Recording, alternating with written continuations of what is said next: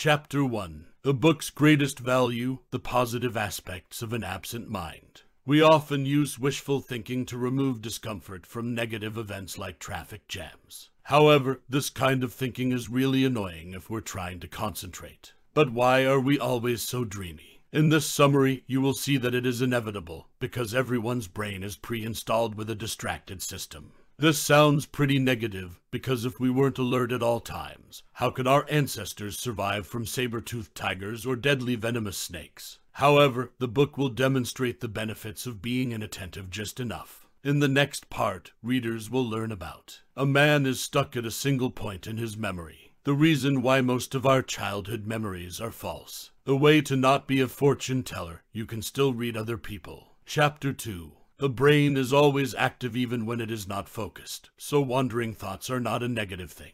Have you ever sat staring at a pile of work that needs to be solved but your mind is busy walking around somewhere? Don't blame the lazy brain, because then it also uses the same amount of energy as when it's focused. Imagine the human mind as a small town. A lot of people gather in the central area when a big event takes place. But after that, even though the crowd has dispersed and returned to daily life, there are still a few small events happening around. This is similar to when we are absent-minded. When people focus on a certain task, only a few areas of the brain are active. But when we start to drift off, our brains go into network default mode. Named by psychiatrist Marcus Rachel, this network covers all the areas of your brain that aren't focused on your work. However, there is a lot of activity that continues. Although it has some negative effects such as reducing productivity, reducing happiness, or causing aging, distracted thinking is not entirely bad. When floating their souls, artists or inventors may suddenly find creative inspiration, thereby helping to make the world a better place. Good ideas will come to you when you take a shower or go for a walk.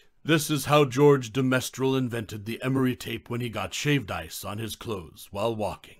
In the next section, we will learn how memories guide distracting thoughts. Chapter 3. In the absence of concentration, the human brain utilizes 3 levels of memory. We are often distracted thinking about things in the past or the future. In fact, these thoughts revolve around only 3 levels of memory. The first level includes basic skills. Distracted thinking often involves basic skills such as walking, talking, or writing. People also often think about things they can't do, like playing an instrument or speaking a foreign language fluently. So if we don't imagine it sometimes, we become depressed because we can't do it. The next level of memory is knowledge. It includes all the information about the people one has met or the things that have happened. At this level, creative thoughts arise when people try to connect those facts together into a complete and logical story. Whether you're writing a book or even simply daydreaming, the brain can create completely fictional stories based on previously accumulated knowledge. Typically, it always imagines places you've never been to, like climbing Hawaii's volcanoes. Event memory, the third and final level of human memory, is what helps us to store all our experiences. Because these memories are so personal, this is what determines how we see ourselves. However, there are also memories that will fade over time. You only start to imagine again when suddenly encounter an old photo related to it. It can be said that the above 3 levels of memory will take the human soul through interesting experiences. Chapter 4. A walk of the soul can be affected by a strange illness. Have you ever felt so happy when suddenly recalling a childhood memory? Surely losing that part of the memory would be a very bad thing. However, people with dementia will not be able to recall old experiences, and there are cases where people with dementia cannot create new memories. In short, the only thing people with this syndrome can think about is the present. Henry Mawson, whose mind was stuck in the present moment after surgery at the age of 27, is a prime example. Even when he turned 60, he always thought he was only about 34 years old. Not only physical problems, but human creation of false memories can also change the destination for walks of the soul. Part of that is because memories aren't permanently preserved like a movie we can watch again. As we grow up, it is we who will tend to distort it. British psychologist Elizabeth Loftus has proven that it is possible to introduce false memories into people's minds. Participants in her study remembered and answered questions about events that had never even occurred to them. Since we can distort our memories, it's perfectly normal for us to be absent-mindedly thinking about things that never happened. Self-created experiences are so real that they can fool all the other senses of the body. In the next section, we'll figure out how to read people. Chapter 5. Without superpowers, we can still see through others. You don't have to go to a fortune teller to understand other people's thoughts. In fact, you have done it by letting your mind wander in a certain direction. It is not any supernatural power, but the ability to observe an actual experience that will help you read people. The default mode network, which covers the brain when people are distracted, will give you those skills. To prove this, the author gave a situation to a group of people when he met Emily. John said he drove a Porsche when in fact he only owned a Ford.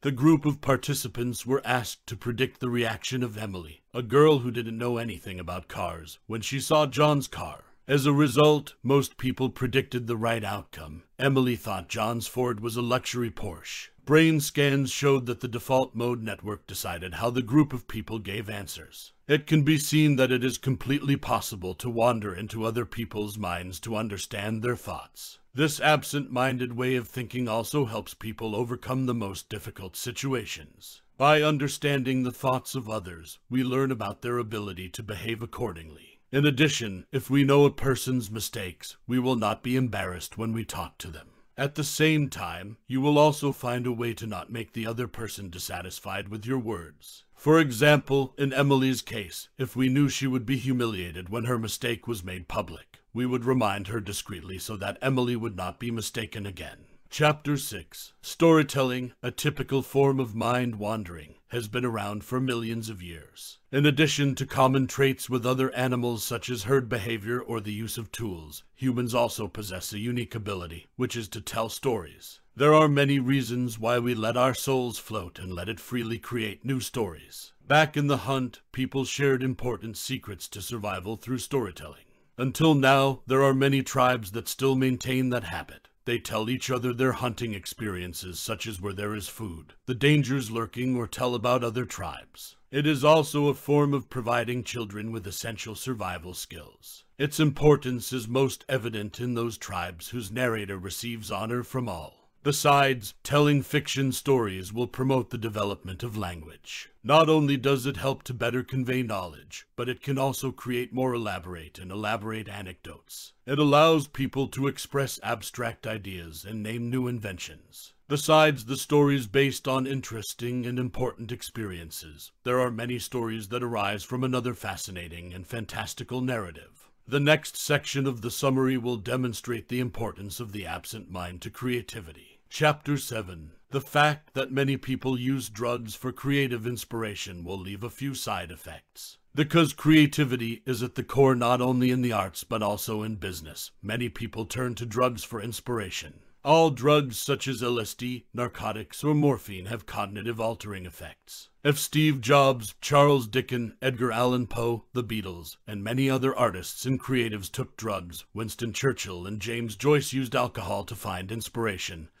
and new ideas. If used a lot, these substances will cause some side effects such as addiction. A simpler and safer way to be creative is to use your distracted thinking and a process called incubation. First, when you're absent-minded, develop all of your great ideas at the creative center of your brain, the network of automatons. For example, research has shown that during the creative process, people who take breaks and do mundane tasks come up with very new and interesting ideas. In contrast, people who have to use all their memories during breaks will not be able to find new inspiration because they don't have enough time to relax and hatch new ideas. It can be concluded that a completely absent mind can bring new creative inspiration. Creativity depends on the network coverage of automated systems when we are absent.